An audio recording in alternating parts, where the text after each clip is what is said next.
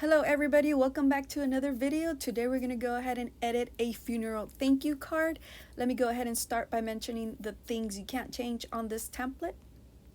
You cannot change the size and orientation of the template, and you cannot change the color of the artwork. Let me go ahead and point out the artwork for you. So it's the flowers here on the corners and the one in the middle.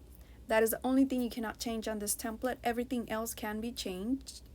You can change the text, the size, the color, and the font type. And that goes to, for all the text on the template. You can change the color of the heart and the color of the background as well.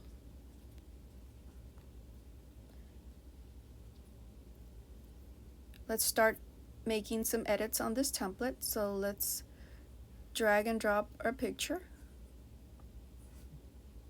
Double click so we can center it or make it larger.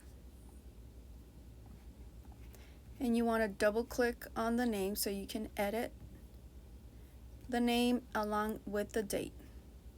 That is all that you would want to edit on this template. You have the Spanish template below. If you have any questions on this template, please let me know. Thank you for watching this video, and you guys have a wonderful day.